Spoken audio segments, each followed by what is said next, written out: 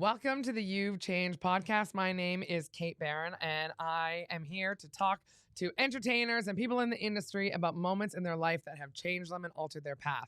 And today I'm joined by the fantastic and hilarious improviser, comedian, writer, lover, actor, voiceover artist, Russell Hicks. Actually, lover was supposed to go first.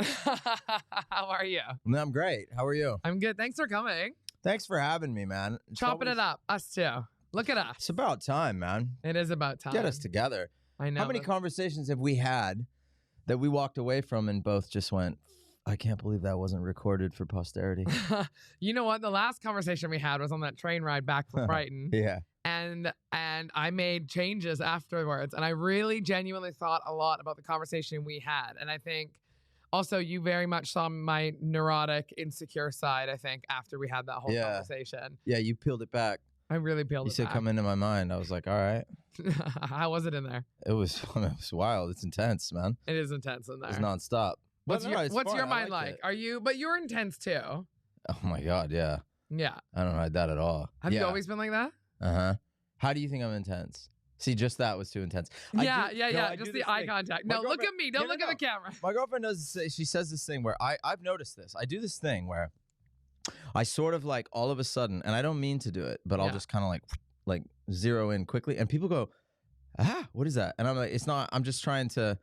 I don't know. I latch onto something, and I'm learning to make my face emote what my intention is, because something like that, I go, how am I intense? That totally looked like, what do you mean I'm funny? Like I'm a clown? Oh, yeah. Do you know what I mean? Yeah. But that's not how I mean it. Although I do love that scene. I actually watched Goodfellas with my girlfriend recently, and I was like, it was so good.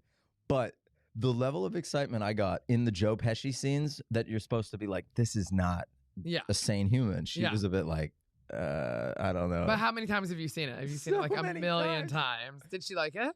Oh, yeah. That wasn't her first time seeing it, was it? No, but we watched it together, and I'm like, yeah. Go get your fucking shine box. Motherfucker. I love Joe Pesci. Love it. How am I intense, do you think? I just think you're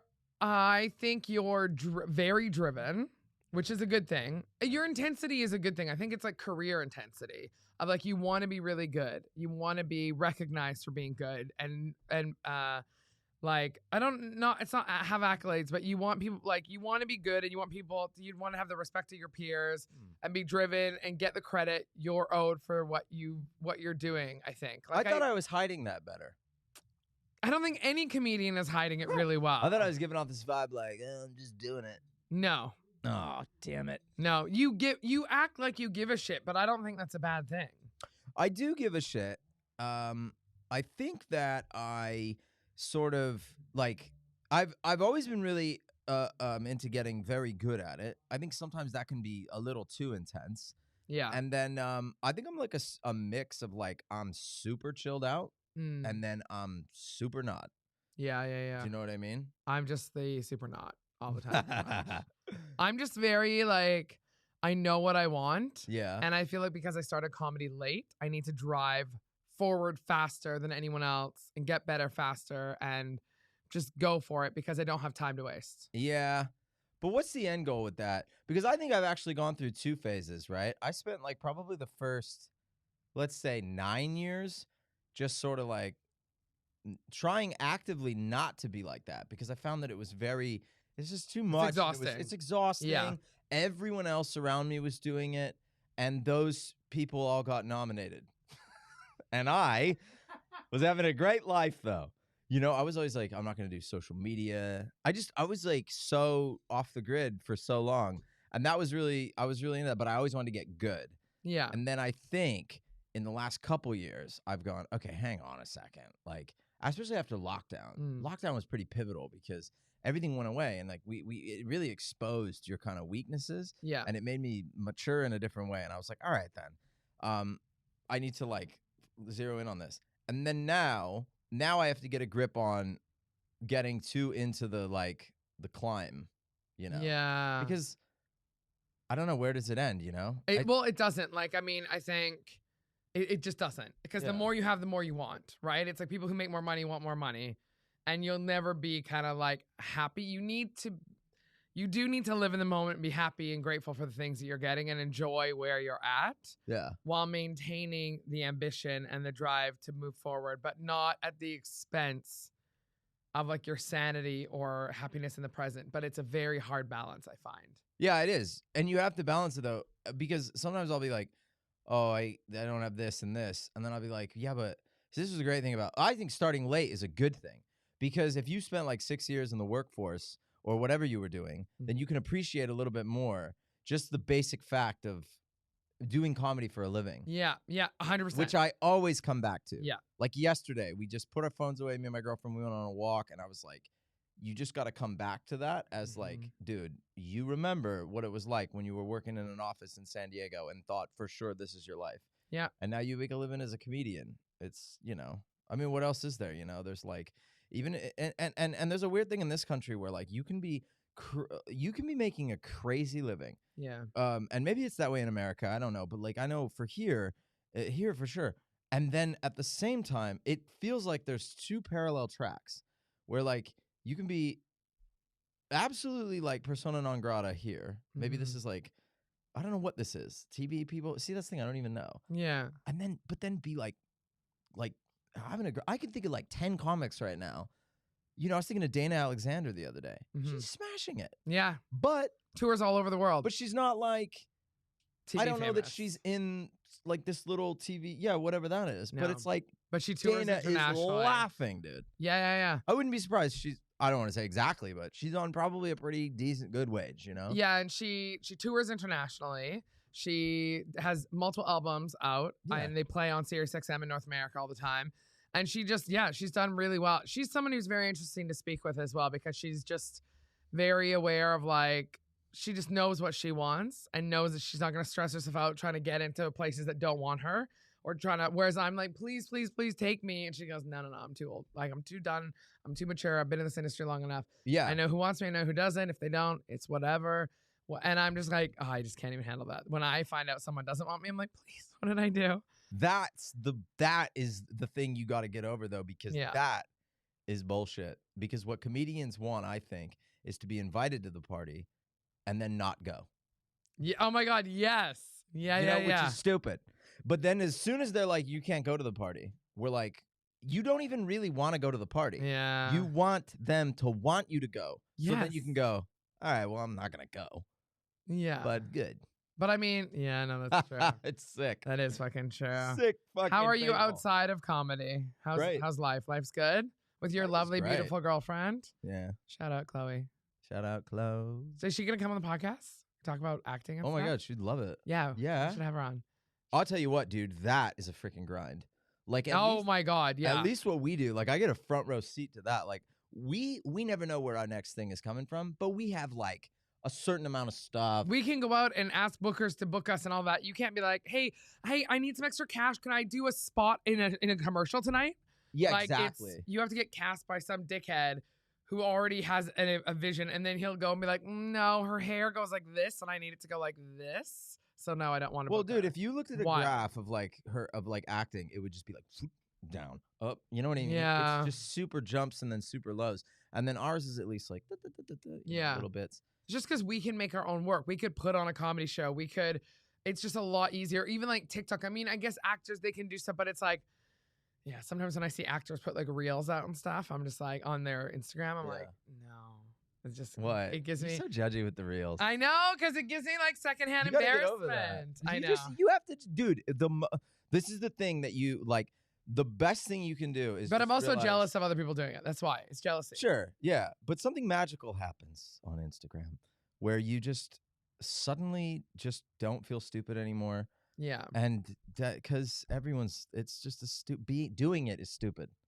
Yeah, the act of doing it is stupid. But do you only put up stand-up clips? And no, I start to do. Those are the ones you feel stupid. The ones to the camera, which you basically. Yeah, the ones to the camera, I feel stupid about. Yeah, we all do, and I'm trying to learn to do it better. So give me an example of when you're putting out or when you put out. So like lately, I do this thing where I do like explaining things. So right now, it's like it's usually an American explaining something British to Americans, right? Yeah. Which, all right, yeah.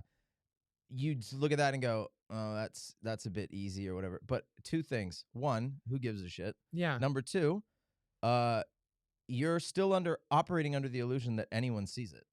Yeah. Like, no one cares. No one saw it. So you actually have two options. One, everyone sees it. Great. Or two, no one sees it. Yeah. And it didn't even, no one cares. Yeah. I don't know. So it's like, also, it's basically like, I think the difference with the internet and maybe when we were doing stand-up is like, you're doing open mics and bombing, and it feels like you're bombing on this grand scale. Right. And it also feels like it gets frozen in this capsule because it's on the internet. But it doesn't. It passes by. Not, you know, like there's this thing, it gets buried in the feed. Yeah. That's what someone told me the other day. They're like, if it doesn't do bad, then no one's going to see it. It just gets buried. It's done. It doesn't matter. And also when people are like, or I did one the other day, I said explaining the writer's strike. Yeah. I'm trying to do these things where I explain things, but I say a different kind of definition. Right. Know? Yeah. Like, here's this thing, but here's what it actually is. Right. Like, I was trying to do one about polyamory where it's like something to do, this is half fun, but it's like something about when two people in a relationship decide if they had a third person in the relationship, the rent will be cheaper. Like things like that. Yeah. So it's like, that's not what polyamory is, whatever. I don't know. And then I watch other people's, and some of them are really funny. Yeah, no. I mean, some people I'm like, I get it. Yeah. Like, no, I love TikTok. I watch that shit all the time. Like, I will be like, oh, I'm going to bed. I should just watch 2.5 hours of TikTok before bed. See, I don't do that. So that's part of the problem. I have to like actually sit down and go, let's see what everyone else is doing, because I don't spend that much time on my phone, and I don't. Yeah, my problem is I spend way too much time on it, and then I go, oh, these ones, the ones I follow, I go, oh, these ones are really good. I'm not going to do anything that good. But then it's like the same with like, but then I can get on stage and like, I don't know. The whole social media thing is like a whole. I don't know if you have to do it. I do a lot of stand-up. My everything has come from the stand-up clips. It's not been to the camera ones yet. But I think like also when you do it, you get better at it. And then I know. You go, oh, like if I did it for a week, like the other day I was doing that explainer one, and I already changed something, and I was like, oh, this is way better. I've gotten better.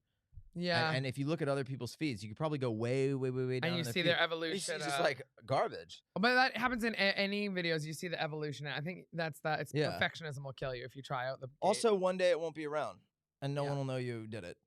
That's true. So it's like, who cares? Who gives a shit? I do like it's that. It's a great feeling, because I used to be the same. I used to be I couldn't bear the fact that I was humiliating myself online. Yeah. And once you drop it's great. It feels great. I'm like, wow, that's I think about that sometimes. I go, are my fucking feet just right now? Yeah, I was just gonna say, not only are you have like feet on the desk, is this the most American thing you've ever done? You walk in, you come in, you just kick back, you put your feet on the desk, you were chomping away food and like shoving it down your throat right before we went on. You're like, all right, and then you just like lean back and you're looking at the monitor rather than looking at me while we're having a conversation.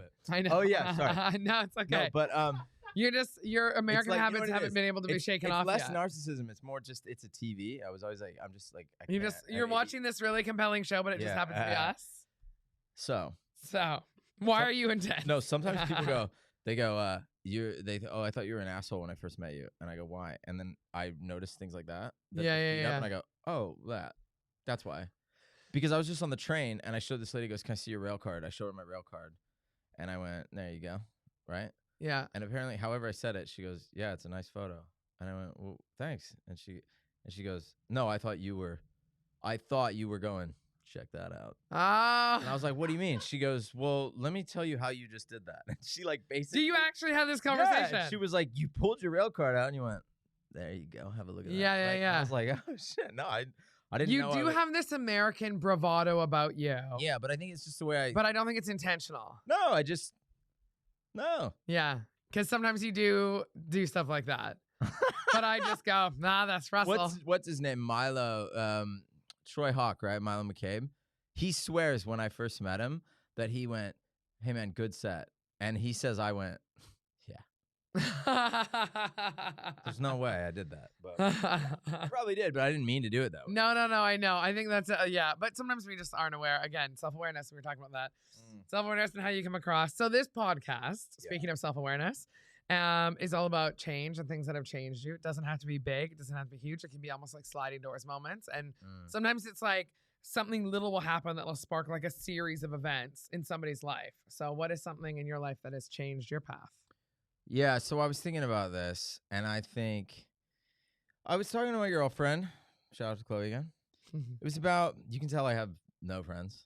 No, but like all my sentences are preceded with was telling my girlfriend. Literally, my boyfriend's my best friend, Right. and I always say that to him, and he's like, "You're such a loser." I'm like, "You're my best. You're my best I was friend." telling Chloe this. I was telling Chloe it. It's got to be when I quit drinking.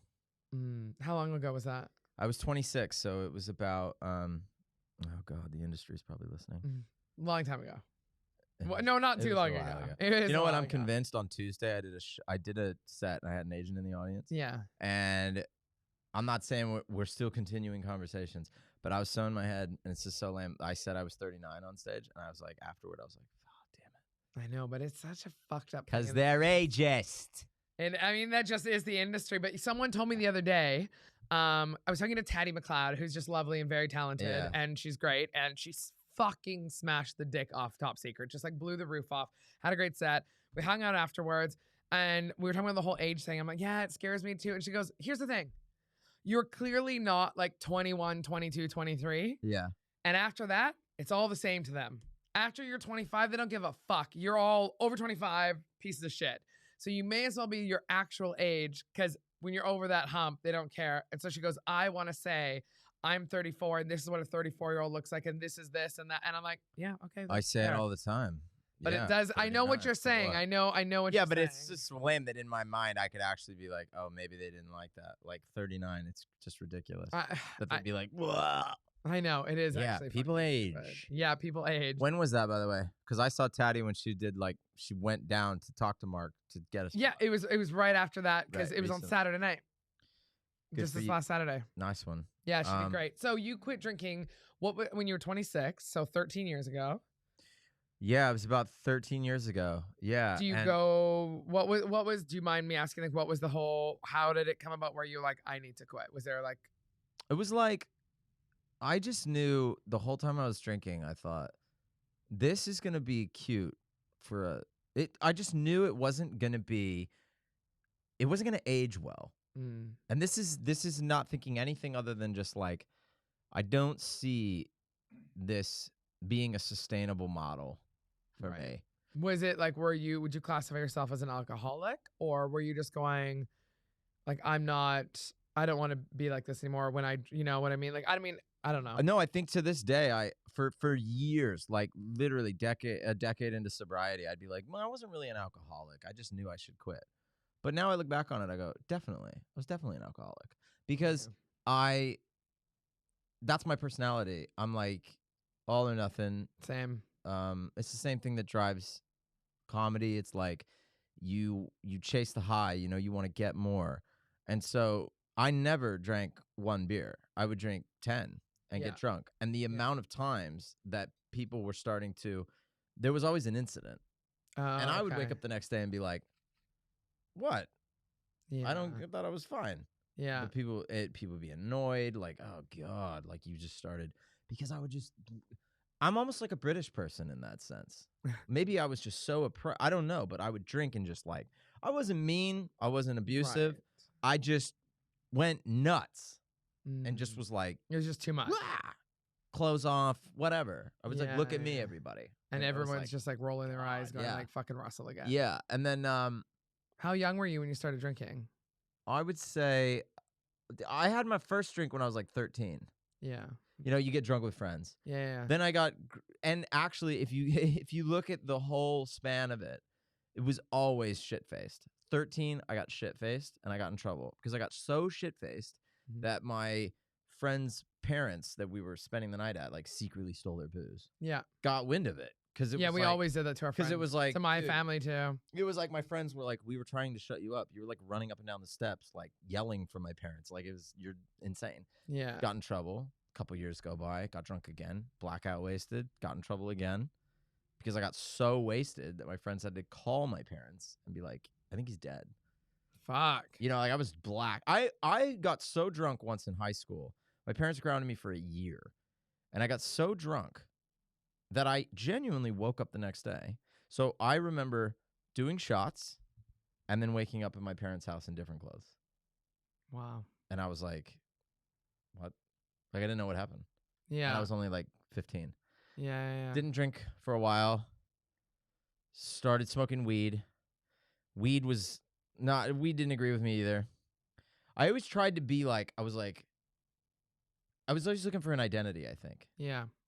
And so I remember in high school, I was like, I smoke weed now. Yeah. You were that guy. I'm a pothead. Yeah. But I wasn't.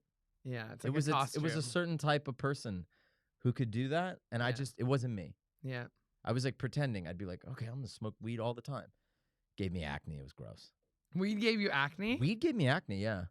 So then I stopped smoking weed. Yeah. I actually, long story short, I did I went progressively harder drugs. Yeah. Those scared me. And then I stopped doing all drugs, which was great. Yeah. So then my acne clears up, whatever.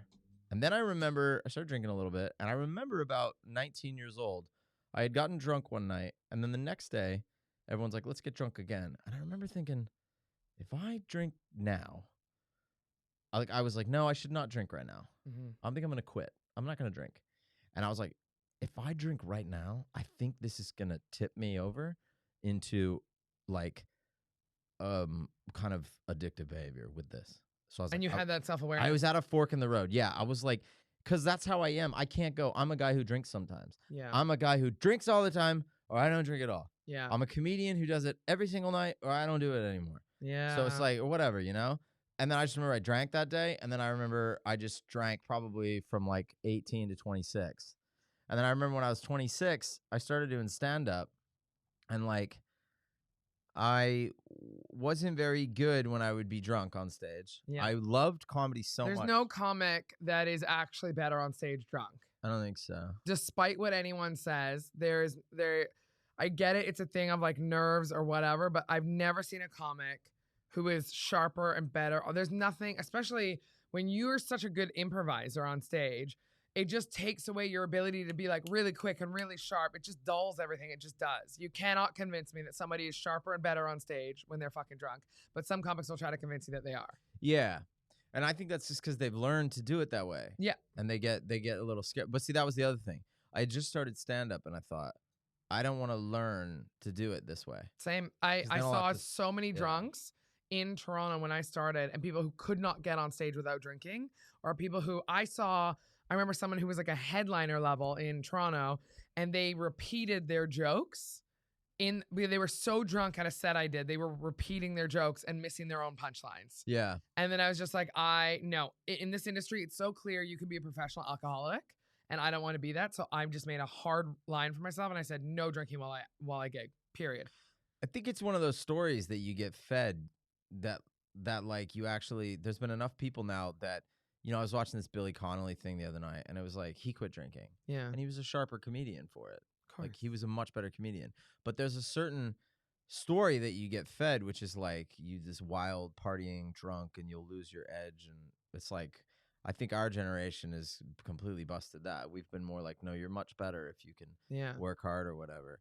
And some comedians, you know, like there's some guys that are known for being wild.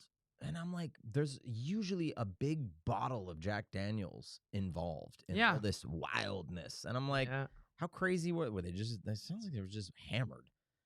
Well, that's it. And like, I remember there's, I'm not going to say their name. There's a relatively well-known comic who came to a gig that I was at with someone who was hosting the gig. They showed up, and it was clear they had been drinking all day together. And they're a little bit older, both of them. And I was just like, they were just having fun, like screaming and laughing and doing their whole thing. But I was like, it's just not cute. Like, it's not a cute. You guys look sad. You look aged. Like, it's just not cute. Yeah. And it was just, they were like, I don't know. And they were having a great old time, but I was just like, yeah, that's not who I want to be. Yeah. And also you see it where like you see someone's career stall because they can't, I mean, there's some that are functional alcoholics that can, I guess, go above, but a lot of people like that does inhibit your ability to really push past, I think. Yeah. I think in my family, there's not a lot of talk about it because I was also raised as a Christian Scientist. Do you know what that is? Yes. Oh, okay. Right. So you like, didn't go to doctors or anything? We didn't go to doctors or anything. And honestly, it wasn't that.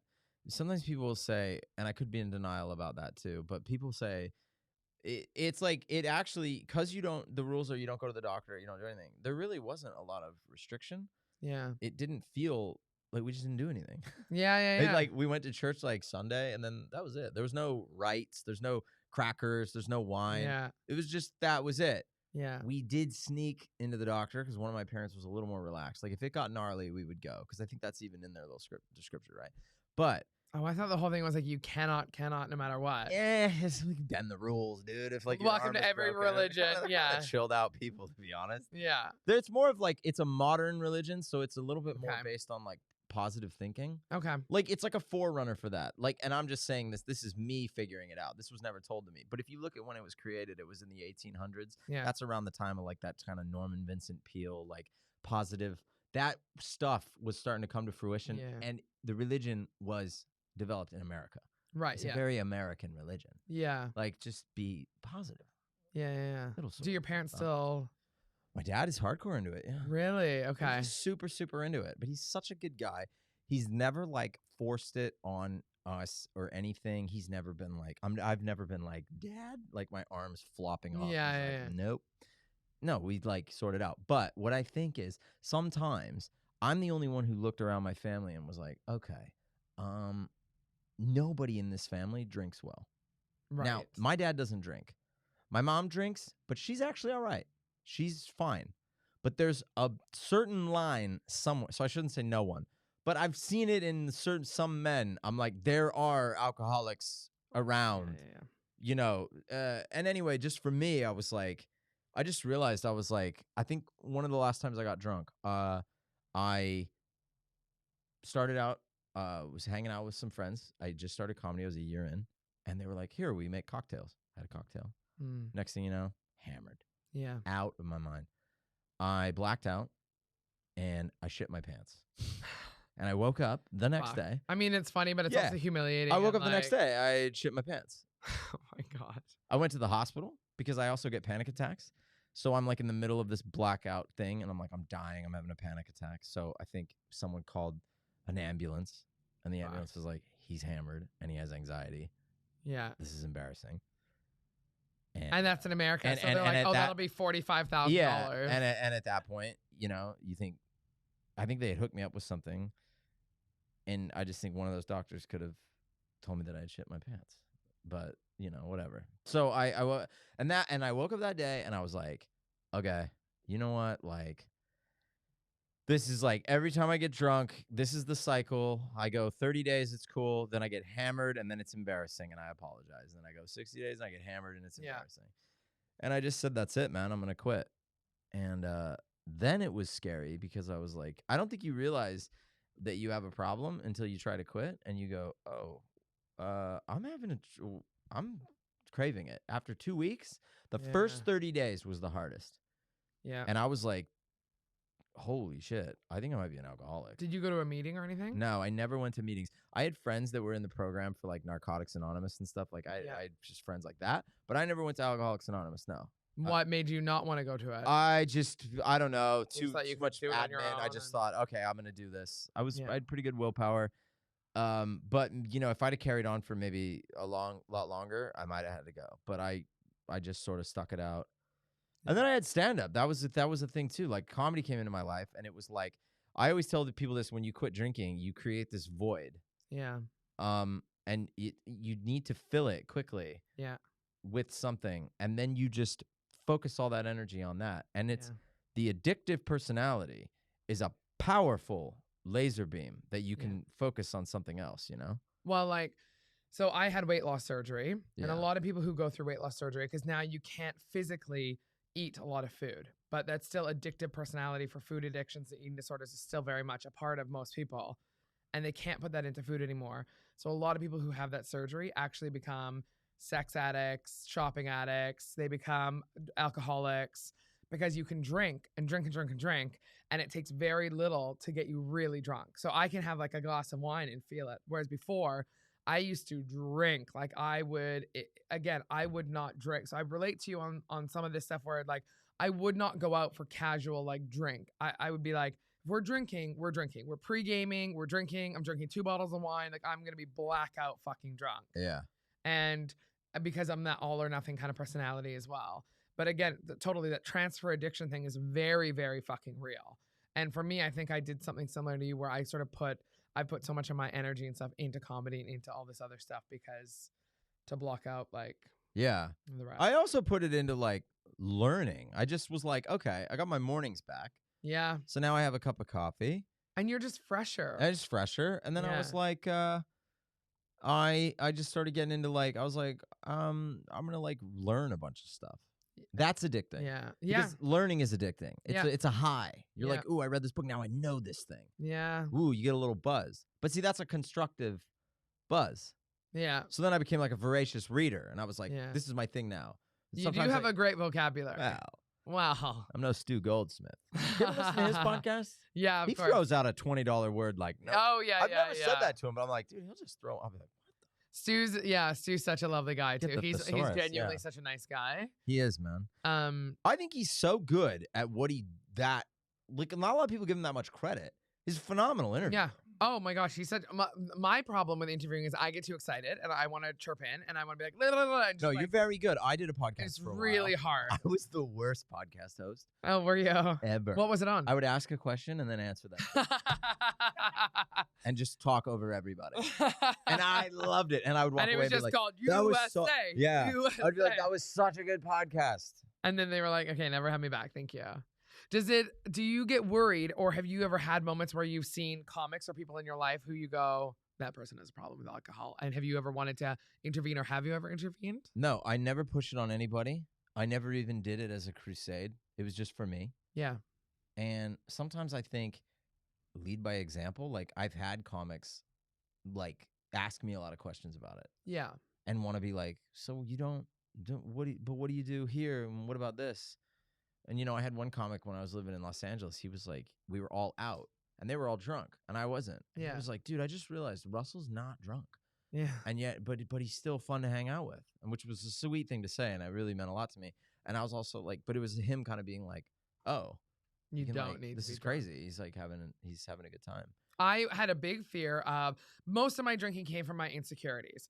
So being like bigger and always like feeling like out of place, I just needed to drink to kind of like get a little bit more confidence and like blur out the insecurities. And so that's where a lot of my shit came from. But then I would go way over the top and I would be drunk past the point of where I should be. I've definitely seen comics who I'm like, oh, but I'm like, that's his thing. But that's his thing. He knows I don't drink. If he ever wants to ask me, I'm here.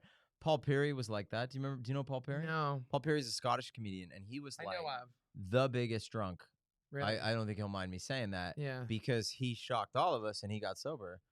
This guy Jeff Boyce was like that. Same thing.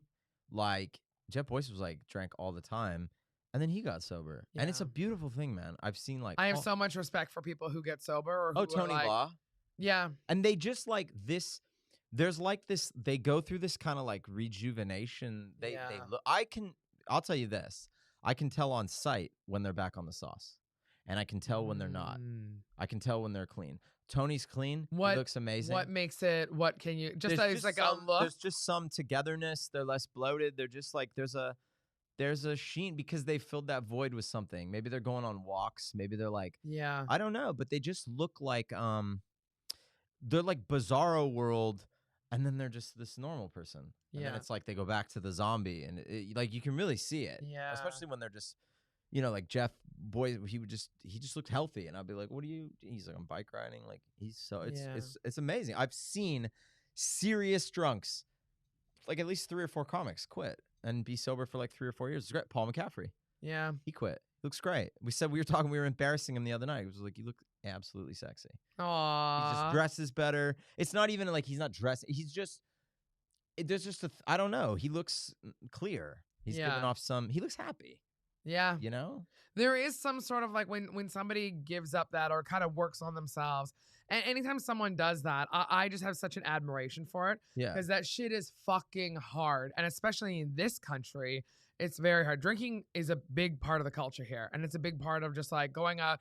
Every green room we walk into pretty much is stocked with booze. And they have beers for you or free drinks or whatever. And audience members try to buy you drinks all the time. And then it becomes a whole thing. Because I don't drink while I gig. I'll drink, but I'll like, maybe my boyfriend and I will like have like a glass of wine or something. Like it's not like crazy now.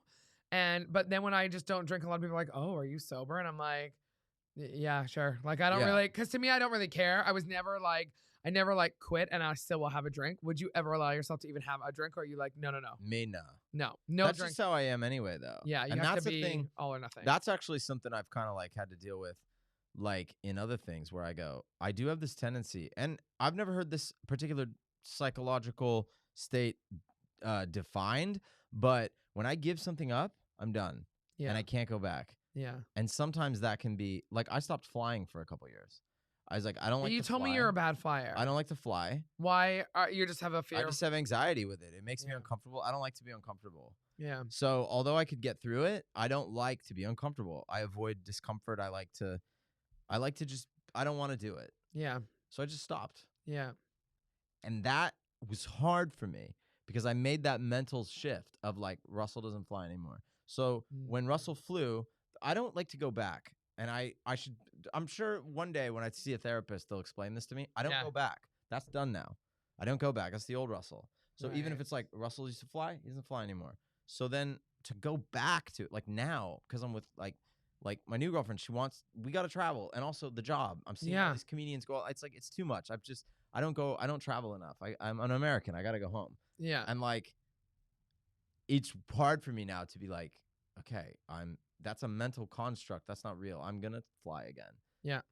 Even though it doesn't feel right. So no, I couldn't have a drink. But also just with drinking, you know, one, I would just get hammered because I am an alcoholic. Probably. Yeah. And then, two, with people drinking though, I will say this. I don't say everyone looks like crap who drinks. No. People, if you don't have a problem, good for you. My girlfriend hits the old fashions every now and then. Yeah. I've been with her a year and a half. I've never seen her hammered. She's just not like that. My mom is the same way. Yeah. Never, ever seen my mom out of control. Yeah. It's just some people can and some people can't. Yeah. And the people who can't, it's for them.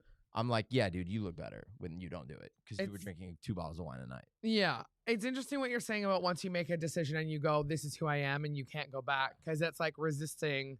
And now I'm not addicted to any liquids. Yeah. I'm totally addicted to water. I have this thing all the time. This is ridiculous. I do just have a general. Well, I mean, you have a giant, for anyone who's listening, just a giant 2-liter bottle of sparkling water. I don't know how you do the sparkling. I always have still water on me, but the sparkling here, I'm like, oh, it just like. It's more fun. In it, like little, I mean, I guess if you drink, I drink mostly all water. I have like 1 cup of coffee usually, and then water, and sometimes like peppermint tea is pretty much all I drink every day. And it gets a little bit boring sometimes. I will, but I don't like putting stuff in my water. I just like water's water. Water's good for me. When sparkling, it's too spicy on the tongue. It is spicy, you know. That's the fun part. But I want to drink a lot of water, and I cannot drink a lot of carbonated water. I do have to pee a lot. Well, yeah, but I mean, like the bubbles and the gas and all that. You know what I mean? Yeah. But interesting what you're saying about like you just once you make it lovely. Once you make a decision, you can, yeah. And there's the American right there, burping into the microphone, feet on. Sorry guys, here's my fucking rail card.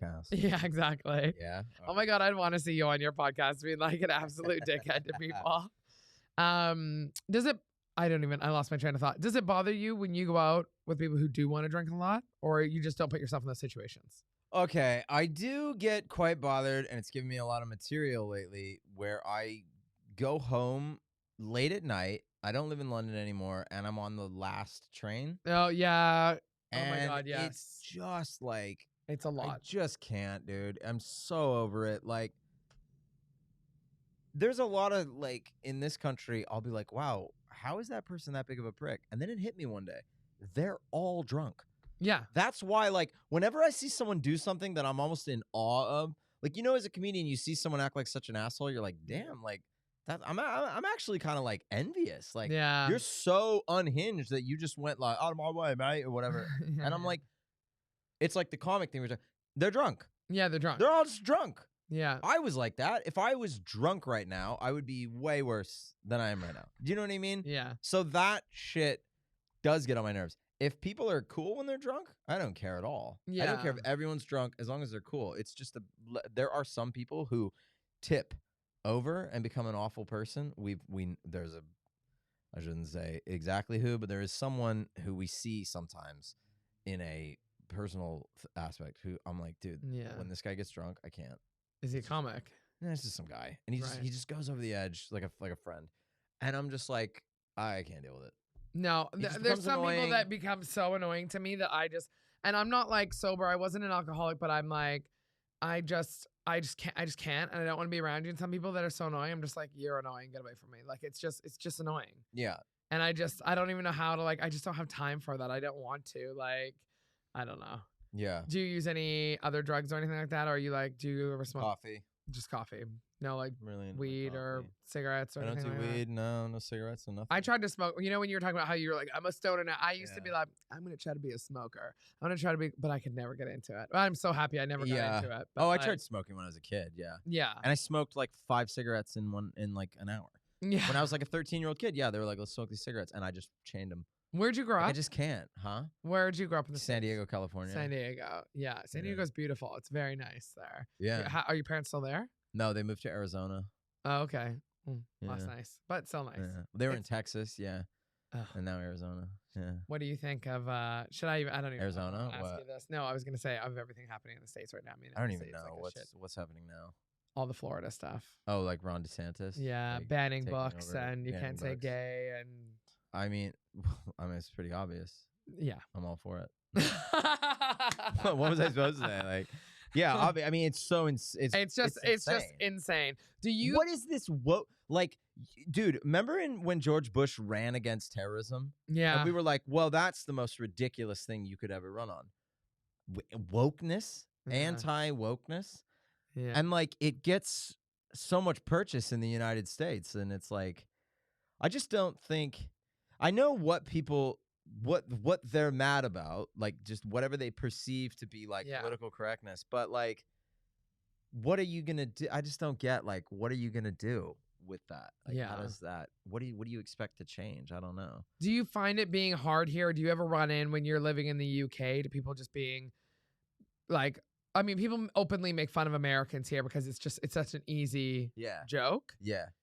Does it ever bother you that people really are just like, oh, Americans are this or that or the other? Not really, because like I give it back so hard on British people because I just point out like how ridiculous it is. That British people are the Americans of Europe. Well, that's what I've been doing that lately. And they don't. I've been saying that lately. Oh, okay, yeah, I've been like hitting them hard. They don't get that. And they do like that. They like when you just slap them really hard. So I will give it to British people on that. Like if you just come down, they're like, all right, we're cool. But like, one thing I do notice is like we'll just be like on a train and like we hear more random people just talking about America than we do like in America. We don't really do that much. But like I'll be on a train, I'll just hear 2 British people behind me just being like, well, you know, like in America they're all like fat and ugly, aren't they? And you're like, what? Like why? He's just always talking. Really? Yeah, they'll just like randomly be bringing us up and like bashing on us or something, and I'm like, I just don't see 2 Americans often. But Americans don't think outside themselves. Well, that's true. So they're all the other USA. way. Yeah, the other way is we don't really. They think the whole world is just watching, going, "Oh my God, I wish I was an American. I wish I was there. That's the land of the free, the home of the guns. Like we love it." Dude, the guns are. Like I saw some. I haven't been there in so long that. When's the last time you were over there? I mean, I went there maybe 2 years ago. I went there recently, actually. Yeah. But in and out, and then like. I don't spend that much time in there, and my girlfriend, we saw something on TV where they were doing a joke like someone went in and bought guns at a Walmart, and I was like, is it that easy? She's like, yes. It's literally That's so not easy. a joke. They're parodying. You can truly walk in and go, I'd like an AR-15 and walk out. And I'm like, that is insane. Yeah, it's fucking scary. And you just get used to it, I guess, when you live in the States. Like there's you can openly carry a gun. Would you ever live back in the US? Or is it like never say never? Never say never, but like I got no plans. You know, I think about going. We're gonna go to New York in August, but I just like again that thing of like that's done now. I do this now, so it's weird. But also, it's just Britain's been so much better to me. Yeah, you know, like, I love living here. I really do. I really love living here. As much as I'm like, I always feel like I'm an American comedian because I started there. Yeah, when I look at it now, it's like I've done way more of my career in Britain. Yeah, which is bizarre to me. Well, even I have. Yeah, because it's like technically I've done like the majority of it. Yeah, same. It is crazy to think about. So the last question I like to ask people. Is because you've obviously, so you have gone through a lot of change. You've moved countries, stopped drinking. I mean, you've done loads of shit in your life. But what is something in your life that you hope never changes? Oh, that's interesting. Gosh. Well, something in my life I hope never changes. I'm pretty good at like, as much as I can sometimes, like we talked about, you can get too ambitious, Yeah. you know. I'm really good at just coming back to this place of like, I'm trying to think of a better word than gratitude. But like that, like Yeah. I'm pretty good at like, in the end of the day, I've got like a certain level of chill that I can just totally be like, you know what, man. And I think I trained myself to be that way, because I remember when I was doing stand-up in Los Angeles, when I first started stand-up, I learned very early on that you can get infected with that sort of ambition. Yeah. And that I also learned that people around you were going to skyrocket past you. They were going to start after you and pass you. All these things that I saw everybody getting obsessed with. And you're going to take big risks. And it helps every step of the way to be like, to make sure that wherever that the place you're going isn't the ultimate destination. Cause I'd be like, so I would like, when I moved to LA, I was like, this is really difficult, but at the same time, I'm free. You're pursuing your art. Like, wow, you've made this big decision. So I was like, if this is all it ever is, will that be okay? Like, if you're just in LA doing open mics, you're a comedian, whatever. And I was like, yeah. And I would try to find a sort of like peace in every little step. Wow, that's really to be like, this is cool, you know? Like, that's good. because even though I wasn't, even though I was an open micer and I was struggling, it was better than working a day job and not having a passion. I was like, this is exciting. I live in LA. We're like hand to mouth. We're doing comedy. And I was like, so yeah. So every decision I make kind of is motivated by that, where I go, okay, if I do this and this doesn't work out, would this be okay though? If I moved to England and you just kind of mull about, would you be cool just living in England? Is that yeah. And so I'm pretty good at coming back to that and being like, well, this is great. Like, I love of the day. So I hope I don't fully lose that sort of ability to just go, I'm happy. Yeah. You know what I mean? I love that. I think that's a great way. Well, that's a great way to end the podcast. Thank you so much for coming on. Thanks, Kate. And being your best self. You're fantastic. I'll tag you in all the bits and everything that I do.